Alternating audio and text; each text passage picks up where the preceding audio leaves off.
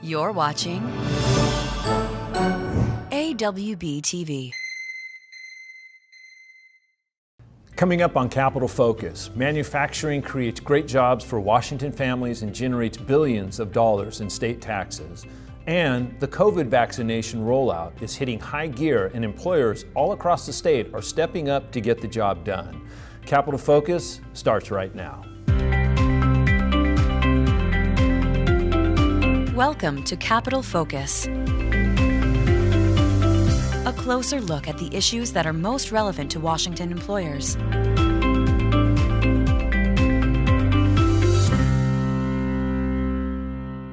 Hello, I'm Dave Maston. Welcome to Capital Focus, where we bring you the highlights of this year's legislative session. We have a lot to cover, so let's get started. Bipartisan legislation that looks to double the number of manufacturing jobs in our state has passed the Senate and is headed to the governor's desk. House Bill 1170 also aims to double the number of manufacturing firms owned by women and people of color. The proposal, sponsored by Republican Representative Matt Banke and Democrat Representative Dave Paul, also calls for state funding for manufacturing research and development. The chair of the Senate Transportation Committee, Senator Steve Hobbs, recently introduced a new transportation plan. This is a 16-year plan that raises nearly $18 billion in new revenue for investments in highway construction, transit, and upgrades to the state ferry system. Veteran observers of the legislature have noted that major transportation packages are usually introduced earlier in the legislative session, but nonetheless, this one still has real possibilities of passing. Please contact AWB's Mike Ennis to learn more and get involved. The pandemic and resulting economic shutdown has led to a loss of more than 200,000 jobs in our state. Last week's unemployment claims reached more than 420,000, including a historic payout from the state's Unemployment Insurance Trust Fund. As a result, the unemployment insurance taxes paid solely by employers is skyrocketing. Senate Bill 5478 helps to limit that increase. It provides $500 million to backfill the increased cost. Now the problem is closer to $2 billion. So Senate Bill 5478 is a good step, but there's much more that needs to be done. Contact AWB's Bob Battles to learn more. A bill to create a new economic development tool has passed the legislature and is headed to the governor's desk. House Bill 1189 allows tax increment financing at the local level. Now, this is an innovative way to help fund public improvement projects like roads, utilities, and broadband. And this bill is an important part of the AWB's recovery agenda. Washington is in a race against the clock with COVID-19. Governor Jay Inslee is expected to roll back several counties to phase 2 of the state's reopening process. Although the pace of vaccinations continues to improve every day, positive cases are rising in some regions. Many employers continue to advocate social distancing, encourage remote work, and allow employees to take time off to get vaccinated. And some employers are hosting vaccination clinics at their place of businesses. We'll hear more about that later in the show. Up next on Capital Focus, Washington State is in an economic recovery mode, and manufacturing and technology jobs can lead us out of the downturn. We'll learn more about these critical industry sectors after the break.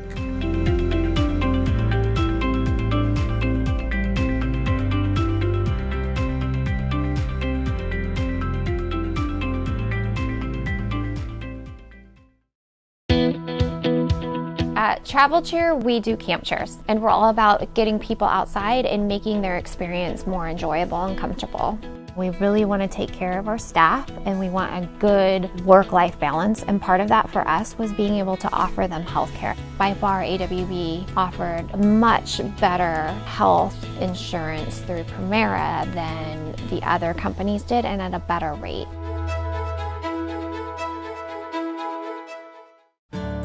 Our cranes are used in virtually every industry you can think of. Some of our biggest work is with our proprietary product, the Lamson TransiLift. Lamson employs about 120 people here in Washington State. We firmly believe in giving back into our community. Things that happen right here in Washington State can make us less or more competitive. We understand the need for regulation within Washington State, but that regulation needs to be streamlined. You need to be able to react quickly to your customers because that saves them time and money. Welcome back to Capital Focus. And now, the close-up. The manufacturing and technology sectors have been major contributors to our state's success over many years, and we need them to remain strong to help move our state forward out of the pandemic. Here to help us learn more is AWB's Tommy Gantz, who serves as our manufacturing lead. Tommy, welcome back. Glad to be here, Dave. Well, first of all, let's start with manufacturing. Give us a little background on what that means when we say manufacturing. Well, what stands out to me is how so many manufacturers are small and medium-sized family businesses. Great companies like Vaughan Timber in Colville, which makes cross-laminated timber products, Hot Start in Spokane, which designs and manufactures engine heating systems and other products, Callison's and Lacey's, which is a leading supplier of mint oils and flavors, and Select Plastics in Everett, an injection molding manufacturer with so many capabilities. Well, that's very helpful, and I also understand that AWB's been involved with a manufacturing effort, manufacturing study, I believe. That's right, Dave. AWB has commissioned a new report to document the importance of our state's manufacturing and technology sectors. The results are noteworthy, especially as state and federal lawmakers work to help us bounce back from COVID-19. I spoke earlier with the report's author, Spencer Cohen of High Peak Strategy. Let's take a look. Joining me now is Spencer Cohen. He is the founder and principal of High Peak Strategy. Welcome to Capital Focus. Thanks, Tommy. Thanks for having me. Well, glad to have you here. Spencer, what did your research find about the state's manufacturing workforce? So the manufacturing workforce is significantly large. It's about 305,000 workers across the state. But manufacturing is also present in lots of other kinds of industries. Lots of other industries are producing physical products and goods and using the same kinds of techniques and processes. Secondly, manufacturing is growing. Manufacturing in 2019 reached its highest level in terms of workforce level since 2001. So it's on the upswing, and it's a fairly healthy sector, at least according to the data. And how is the workforce distributed across the state? So there are 23 counties in Washington state that have at least 1,000 manufacturing workers.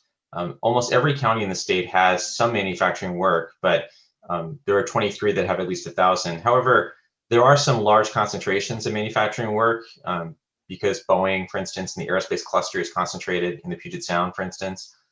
There's also manufacturing in Clark County down in Southwest Washington, and then in Northwestern Washington, as well as in the other side of Puget Sound in Kitsap with a lot of the shipyard activity. And then on the east side, we have a lot of manufacturing concentrated in Spokane, as well as food processing concentrated around the Columbia.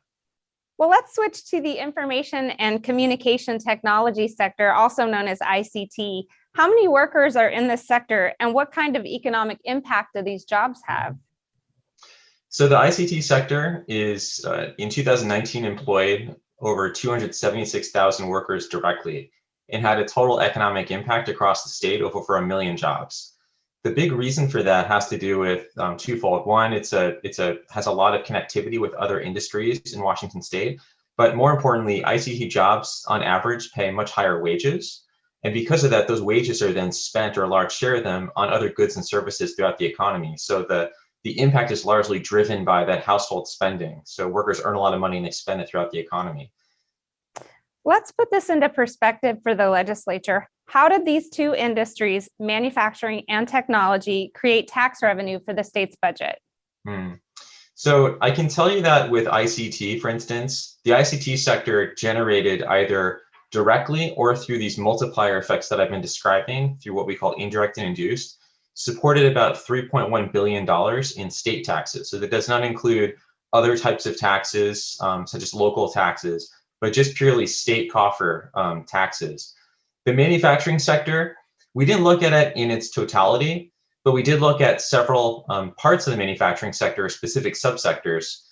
So for instance, the aerospace sector and aerospace and space combined supported about $631 million in taxes for the state government. And how would you characterize the impact of these industries to our state overall? Oh, they're huge. I think that they're what we would consider to be major pillars of the state economy.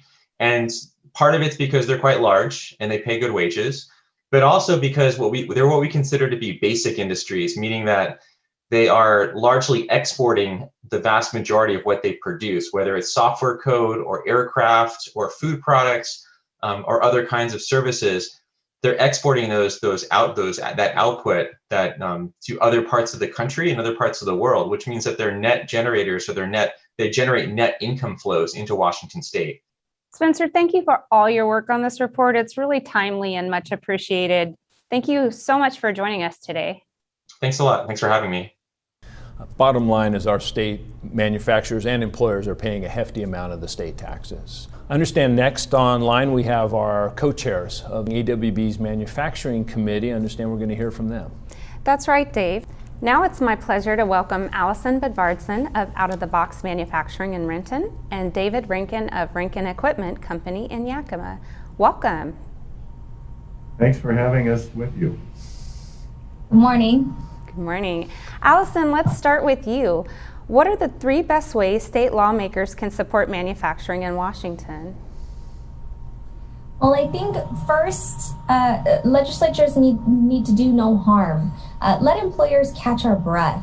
We've been dealing with an unprecedented year in business. We need security and confidence right now, and we need to project security and confidence to our employees.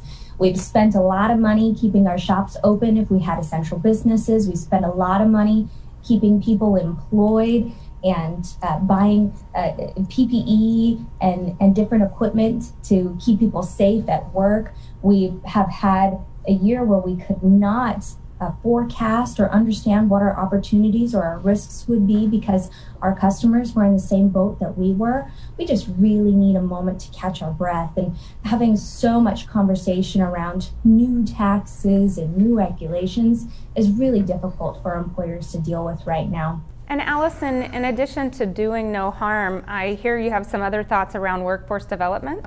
Yes, maybe even, a tax credit for some of the funds that employers have spent on retraining employees that were on furlough or bringing people back to work, some of the expenses that we've had in remaining open over the last year.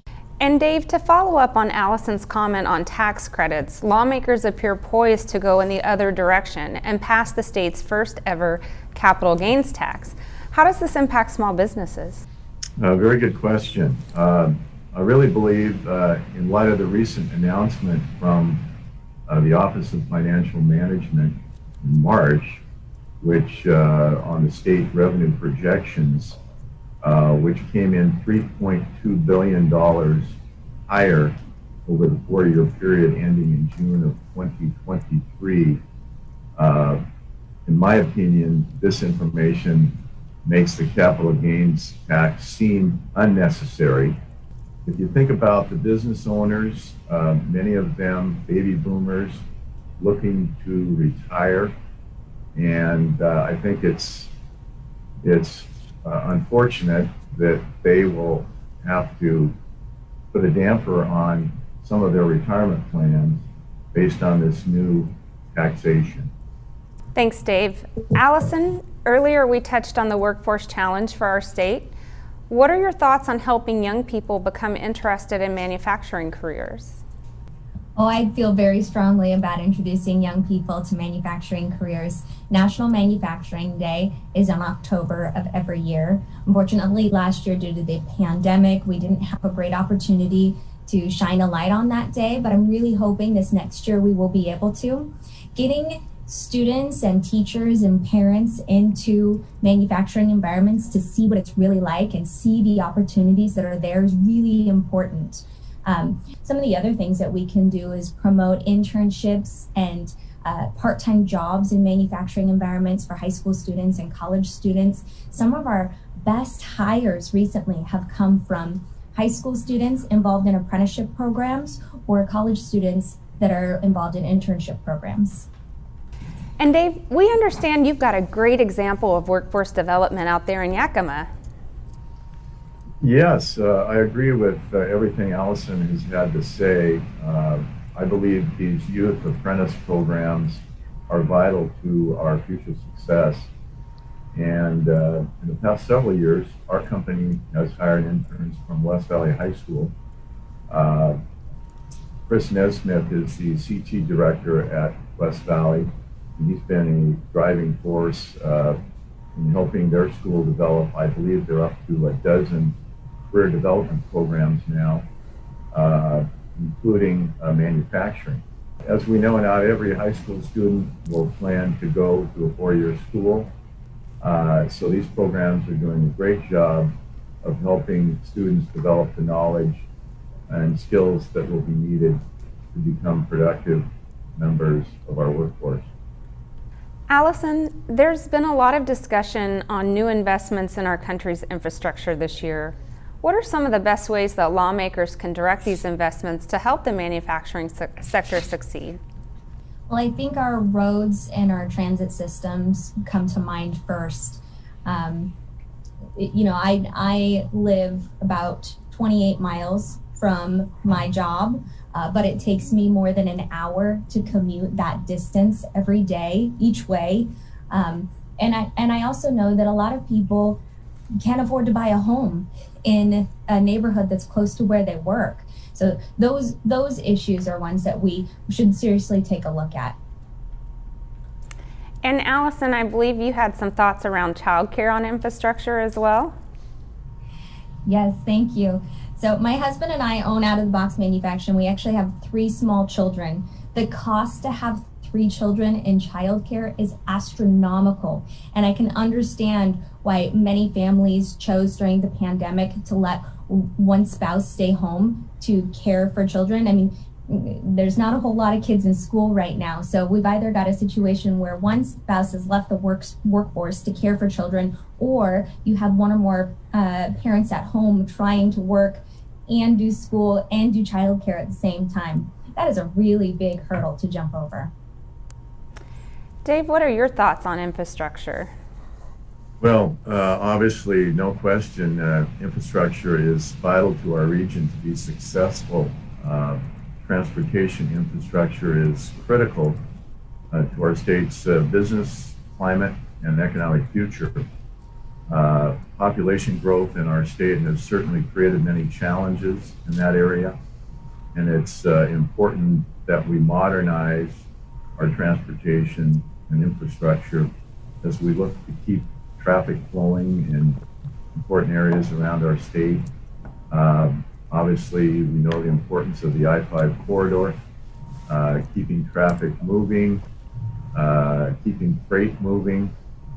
When we look at the importance of maintenance issues, preservation, there's a lot of those projects that have been put off over the years, so it's vital that we take care of that maintenance and preservation.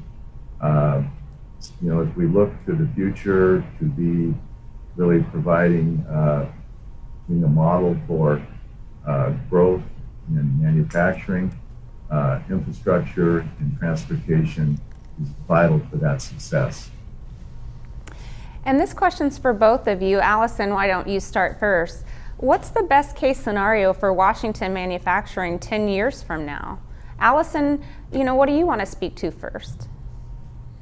Well, I think that there's a lot of opportunity in our state to support the technology sector. Our state already has a good foothold on R&D, and I think that that's something that we can really leverage by building our workforce and making Washington an attractive place for businesses. Technology jobs and high-tech clean manufacturing jobs are good paying family wage jobs, and that would really set us up well for the future. Dave, what are your thoughts on this? I think we all have a vested interest in promoting a healthy business environment in our state. If we think about the independent businesses and where innovation happens and where interesting concepts and new ideas are generated, it comes from small business. They contribute unique identities to communities, and they are a lifeline for many cities in our state. Job creation promotes a healthy economy and spurs economic development and creates tax revenue.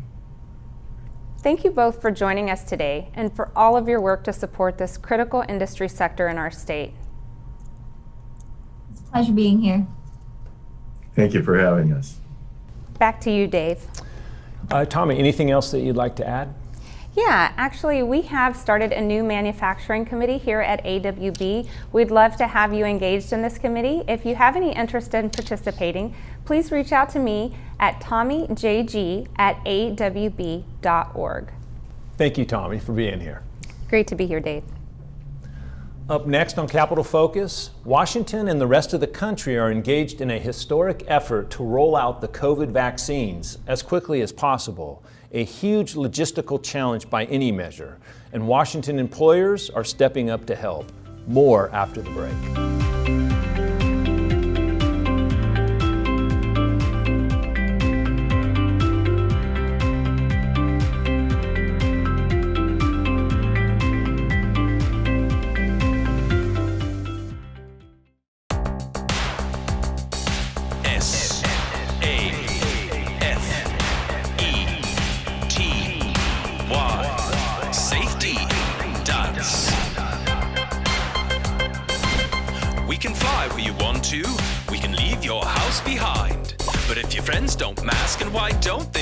They won't fly this airline.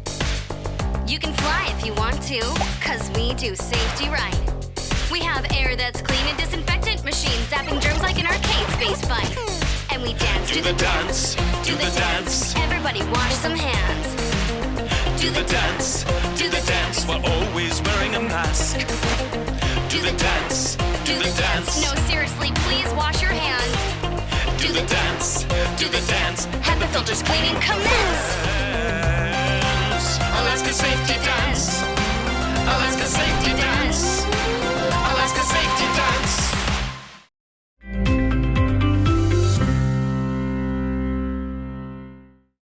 Washington employers have helped keep our state moving during the most challenging year in recent history, providing goods and services, manufacturing personal protective equipment, and now helping with the vaccine rollout.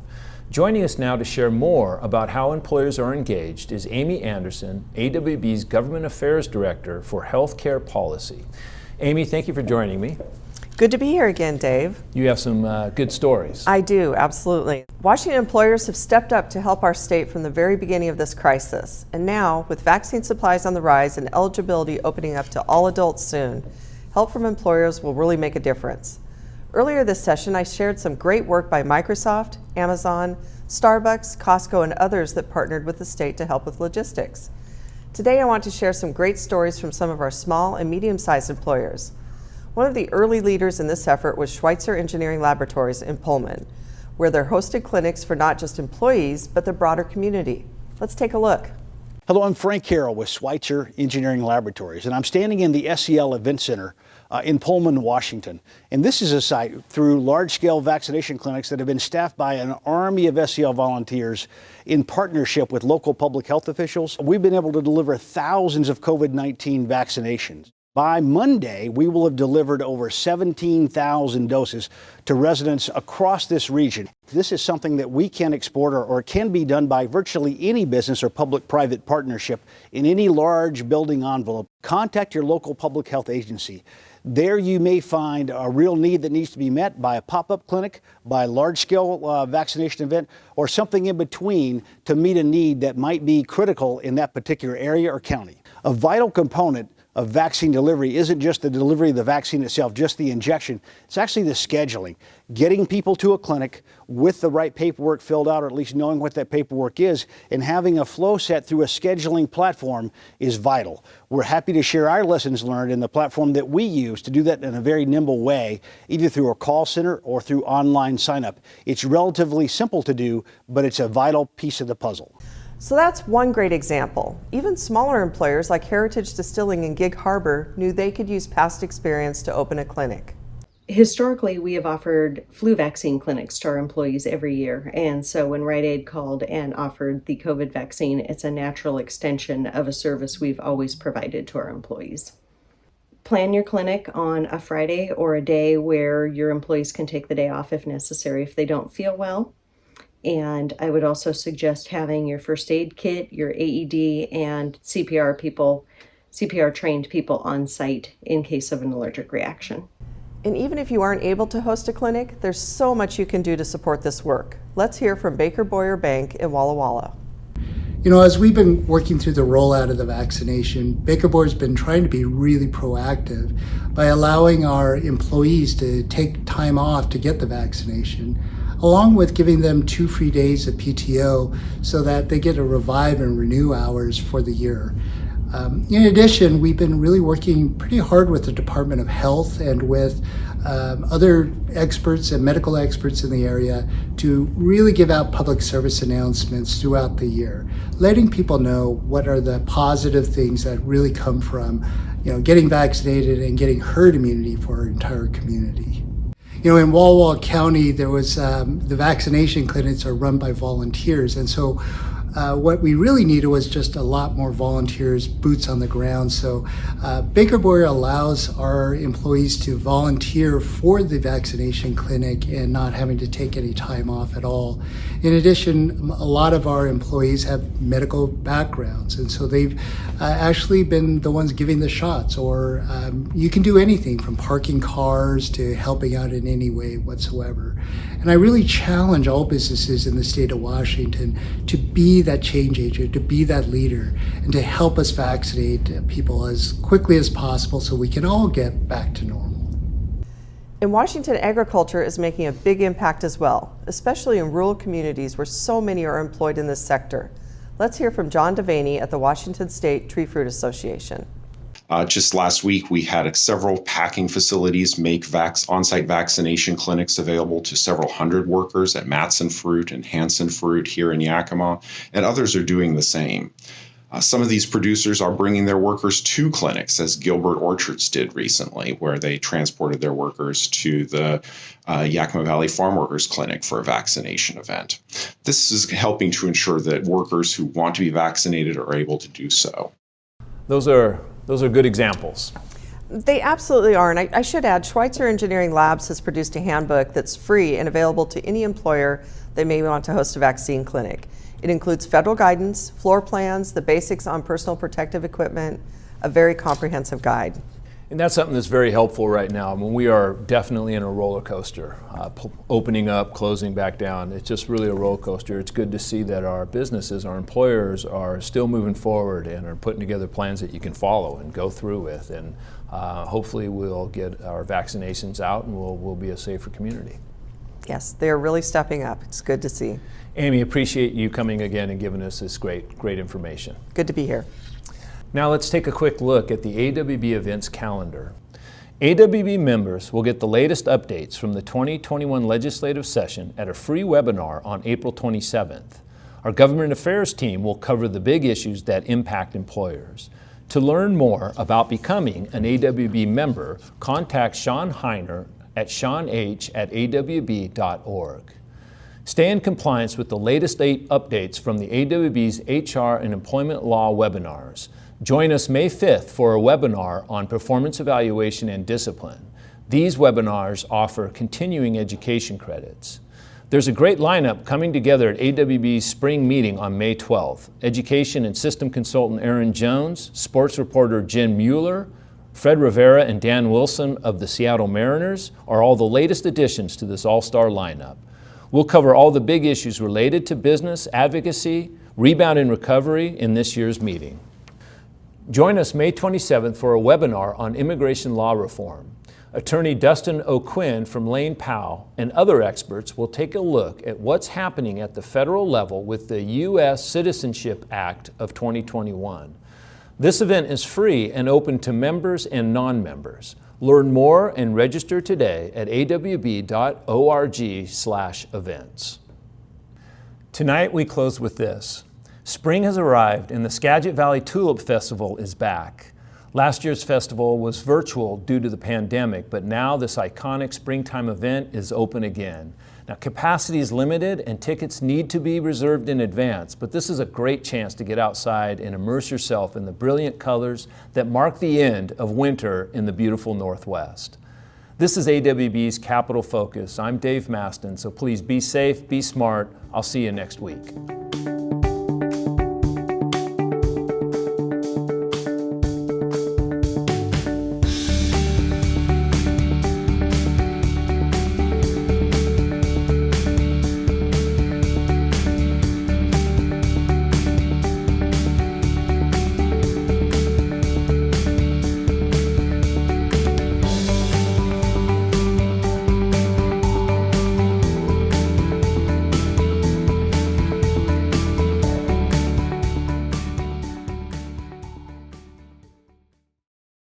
Thanks for watching AWB TV.